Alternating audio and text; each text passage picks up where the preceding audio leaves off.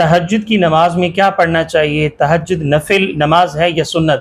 قرآن حدیث کی روشنی میں وضاحت فرما دیں۔ دیکھیے، قرآن کریم کی مختلف آیات اور مختلف مقامات پر باقاعدہ یہ ذکر ہے، اور احادیث مبارکہ میں بھی باقاعدہ ذکر ہے۔ سب سے پہلے تو میں یہ بات عرض کروں کہ احادیث میں جو خلاصتاً میں آپ کی خدمت میں بات پیش کرنا چاہ رہا ہوں، فرض نماز کے بعد جو سب سے زیادہ اہمیت حاصل ہے وہ نفل نماز میں سب سے زیادہ تہجد کی ہے۔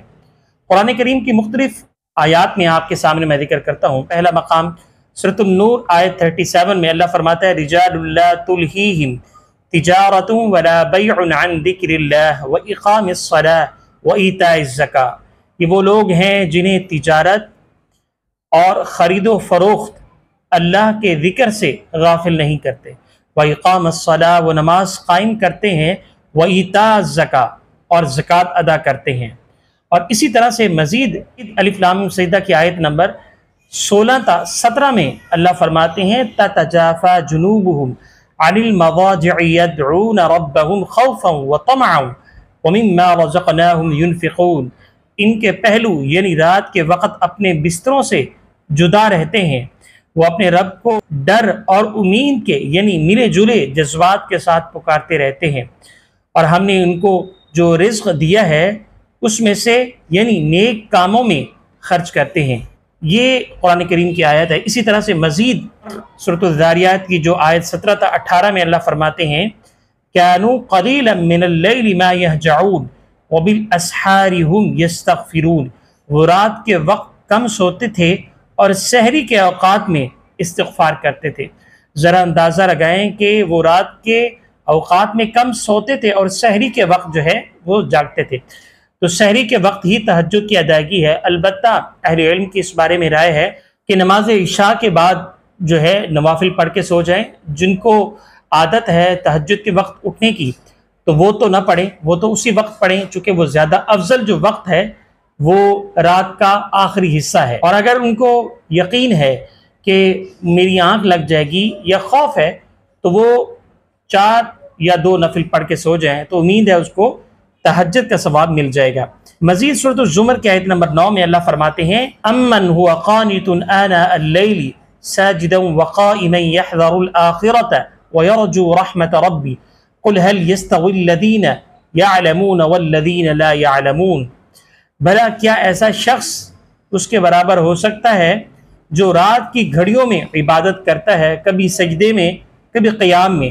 مزید سورۃ طٰہٰ کی آیت نمبر 13 میں اللہ فرماتا ہے وَمِنْ آنَاءِ اللَّيْلِ فَسَبِّحْ وَأَطْرَافَ النَّهَارِ لَعَلَّكَ تَرْضَىٰ، اور رات کے اوقات میں تسبیح کرو اور دن کے کناروں میں بھی تاکہ تم خوش ہو جاؤ۔ تو رات کے اوقات سے مراد وہی تہجد کا وقت ہے، تہجد کی نماز ہے، اور دن کے اوقات سے مراد فجر، ظہر، عصر، مغرب، عشاء کی نماز مراد ہے، واللہ اعلم۔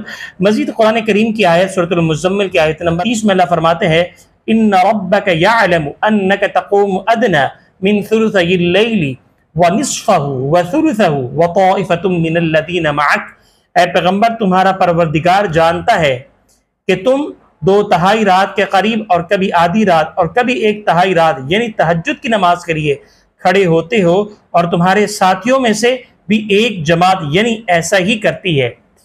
تو اس سے اندازہ ہوتا ہے کہ جناب نبی کریم صلی اللہ علیہ وسلم تہجد کی نماز تو ادا فرماتے ہی ہیں، لیکن آپ کے ساتھی صحابہ کرام رضوان اللہ تعالی علیہم اجمعین بھی نماز کی ادائیگی فرماتے ہیں، یعنی تہجد کی نماز۔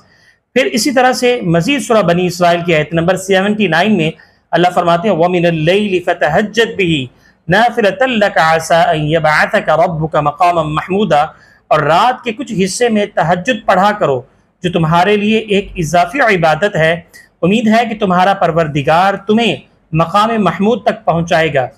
اسی طرح سے احادیث مبارکہ میں بھی تہجد کی نماز پڑھنے کے بے شمار فضائل اور مختلف قسم کی ترغیبات وارد ہوئی ہیں۔